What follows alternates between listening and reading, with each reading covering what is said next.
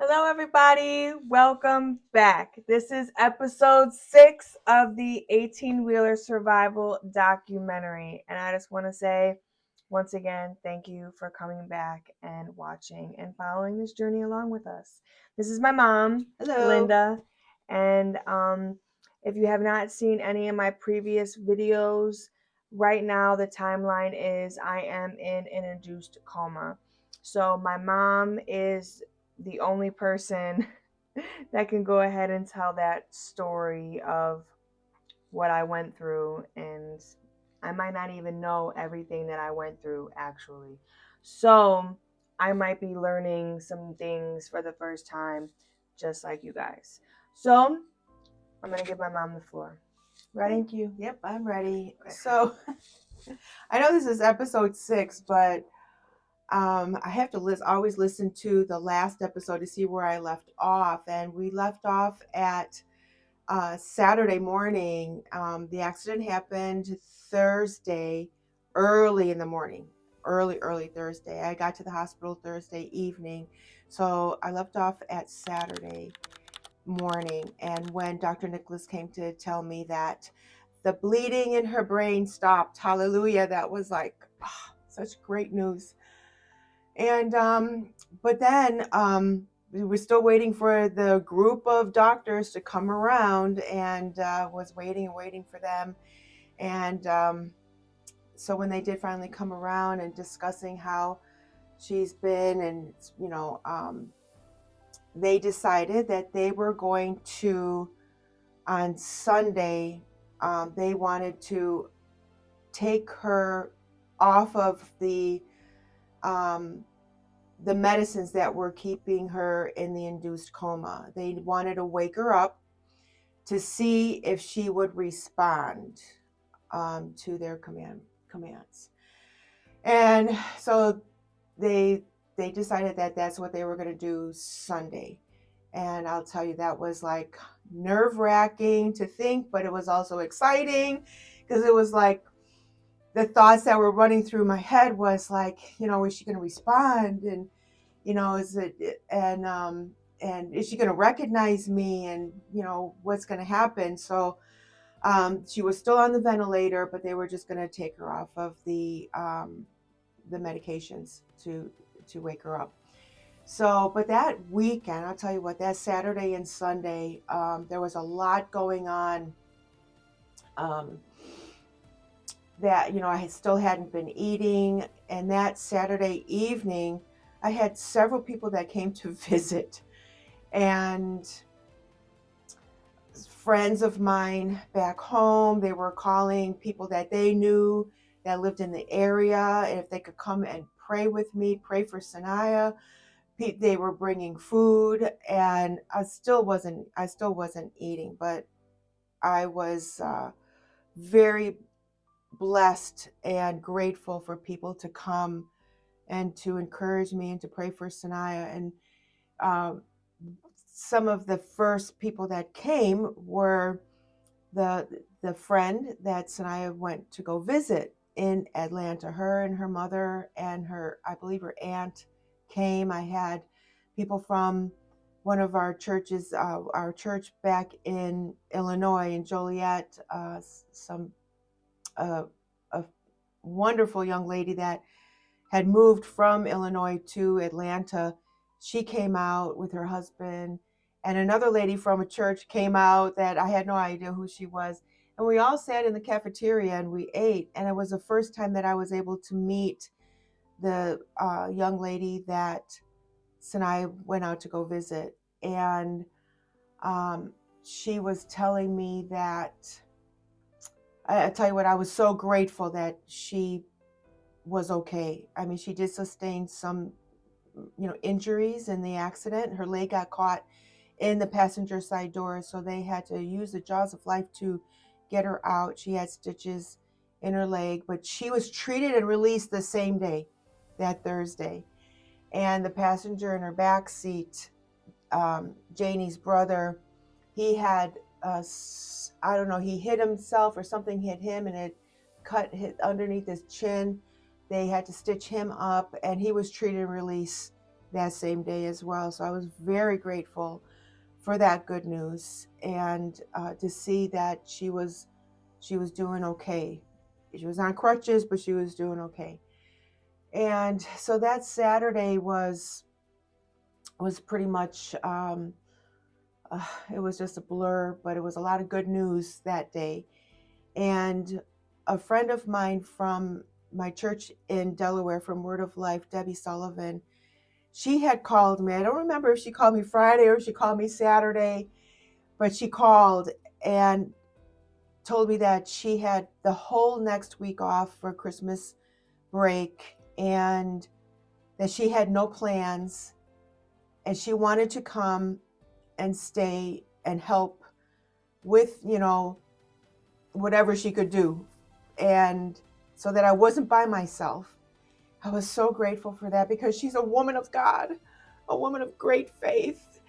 And I was so happy that she was going to come and spend that week, that first week with me and over Christmas. And another gentleman from the church, Denver, loved Denver, and he has family in Atlanta. His parents lived in Atlanta, so he was already planning on driving up with his two girls and to spend Christmas in Atlanta with his family. So she was going to drive. She drove with Denver and his family. And another thing I was very thankful for was, so it was been like my third day at the hospital. That was Saturday, Thursday, Friday, Saturday. Debbie was coming Sunday. And I said, can you please stop by the house and pick up some clothes for me? Because I had no clothes. All I had was one change of clothes, and that was it. And I didn't, honestly, I didn't shower, I didn't sleep, I didn't eat for 3 days. And so she stopped by the house, and my husband packed up whatever I needed. I told him what I needed. He packed up a suitcase, and she brought that. So that was great. And then Sunday came around before Debbie got there, because she got there later in the day Sunday. You said Debbie drove with Denver? Yeah, Debbie drove with Denver. And so that was a blessing. God was just putting some puzzle pieces together. Let me tell you, it was just amazing how God was just setting everything up so perfectly. And so that Sunday morning, the doctors came around and said yes, that they were going to take her off. They were going to shut off her meds that were keeping her in the induced coma, and which were propofol and fentanyl. And so when they came around, the doctors came around, oh gosh, it was like a room full.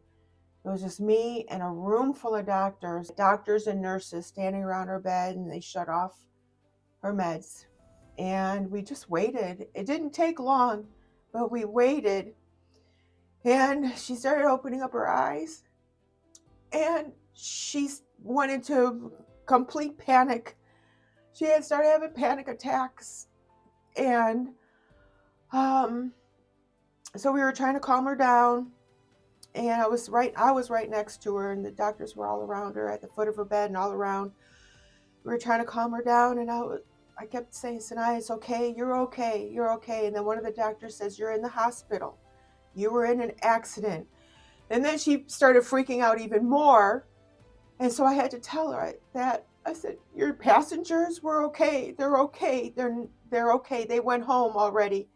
They're okay. And then she seemed to calm down after that. And so they after we got her calm, then the doctor started to assess her, and she couldn't talk, of course, because she was still on the vent. But they were asking her questions. Can you give us a thumbs up? And she gave 2 thumbs up. Everybody cheered. And then they said, this was the big one, because they didn't know how serious the fracture to her C2 was. And so they said, "Can you wiggle your toes?" And she moved her whole foot, both of her feet, and everybody cheered even louder because it was like, praise God, she wasn't paralyzed. Because that was their big concern. That the C2 would have caused her to be paralyzed from the neck down. She moved not just her hands, but she moved her feet. She didn't just wiggle her toes, but her whole foot, both of her feet were moving. So they were so excited. Everybody was cheering. Everybody was so happy. And then they said, "Okay, that's enough. We need to put the drip back on." And then they put her back to sleep. And so that was Sunday. That was Sunday morning. And by Sunday night, we was waiting for my friend Debbie Sullivan to come in. And another wonderful thing that happened during this weekend was my dear Heather, my sweet Heather. She's my spiritual daughter. And that's a whole nother story. But she was living in Texas, I believe at the time, either Texas or New Mexico. I can't even remember it. But she was very concerned that I was not eating. And so she started calling some of our friends that we had in common from our church in Wisconsin. I'm telling you, there were so many churches involved. My church in Wisconsin, my first church, and my church in Illinois, and then the church in Delaware, and other people's churches. People were getting involved, and how can we help, and what can we do? And so Heather was able to get a group of people together to call. Her and her husband found different restaurants around Grady Hospital that would deliver food to the hospital so that I would eat. They were basically going to force me to eat. And, this was before Uber Eats and stuff. So they found a handful of restaurants in the area that would deliver food to the hospital. And so then she found a group of people that were willing to order and pay for food. Twice a day. They were sending food twice a day for lunch and for dinner. And it was healthy food, and it was great food. And I think that either started Sunday or Monday. I can't remember exactly, but I was very grateful. And I tell you what, that ministry, it almost reminded me of when Jesus multiplied the loaves and the fish. 5 loaves and 2 fish. And 5 loaves of bread and 2 fish. But what is this for so many?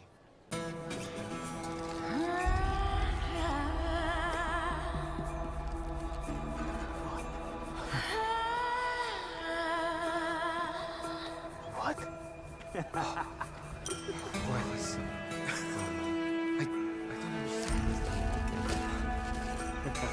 Jesus multiplied that little bit of food that boy had and fed thousands of people.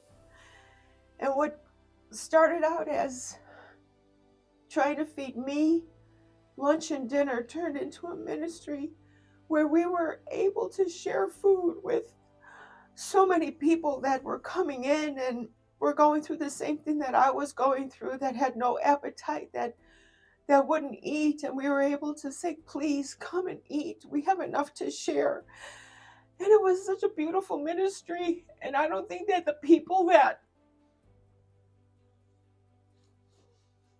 they thought they were just helping me and helping Sanaya, that it was giving glory to God and it was helping so many other people. It was a beautiful thing. It was such a beautiful thing. And then one day, even another family that they lived in the area, their mother was in the same unit, and they saw what a blessing it was for this meal ministry at the hospital that they wanted to be a part of it.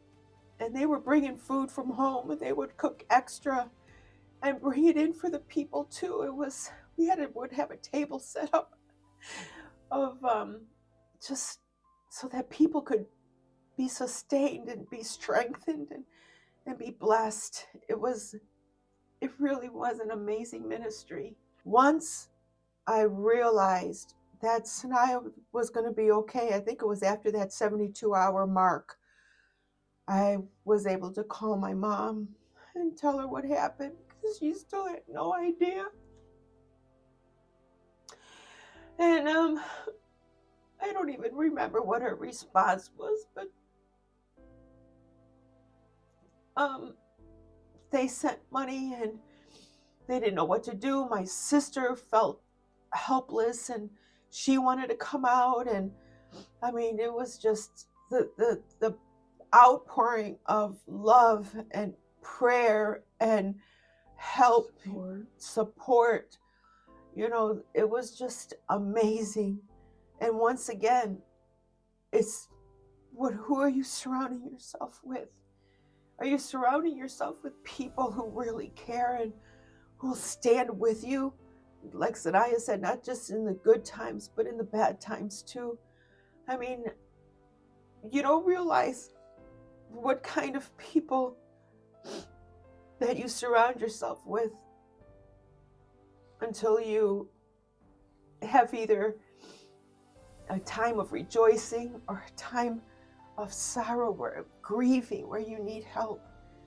And some people are afraid to reach out when people are grieving. They don't know how. It's uncomfortable. It's easy to celebrate people. It's easy to rejoice with people and congratulate people in the good times. But when times are hard, when people are grieving, you don't know what to say sometimes.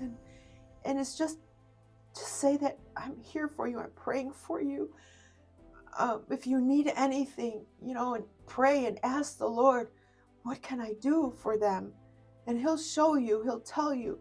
I mean, people were signing up at Word of Life, and people in Texas and people from everywhere signing up. And I guess they had a whole group of people that wanted to order food from these eateries and have them, deliver food. I mean, it was some good food too. They had like Italian places that, they were sending over delicious salads and pizza, Chinese food, and this rib joint. Oh my God, it was the best. Daddy J's or something like Daddy D's. It was fabulous. And a place that they had the best chicken wraps and smoothies. I mean, it was a healthy food that would keep me nourished. It was fabulous. And another thing about these eateries, so they would always say they would have my number. So they would call and say, okay, we're downstairs. Can you somebody come down and, pick up this food? And they would, once they found out, they would ask, why are you here? And, what's going on? Eventually, a couple of these eateries, the barbecue place and the chicken wrap place, eventually they would just come up to the room and they would just ask, how is she doing? We're praying for her. We even had these restaurants, they were praying for her. And even after she was discharged from the hospital and went home to Delaware, some of them were still keeping in contact with me and asking, how is she doing? I'll never forget the number of people that we were able to minister through that ministry. It's great. Awesome. All right. Are we going to stop there? We're going to stop there for now. All right. Well, thank you. There was some things in that story that my mom just said that I didn't have any idea about. Kind of has me a little speechless, you know? The right support, the right love when you need people the most. So, if anybody's watching that was a part of any of those ministries that prayed, the churches that prayed, I found out later on that there were churches that I never went to that were praying for me. I didn't even know about this. And I'm like, are you kidding me? I still find out, still to this day, of people and ministries and churches that were praying for me during that time. So thank you for everybody, my friends, my family, everyone. So we will see you guys in episode 7. So don't forget to subscribe, like, comment, and share this to somebody who you feel like maybe needs to hear it, to give hope. All right, so thank you again. Thank you. And I hope that you guys have a good rest of your day. Bye, you guys. Thank you.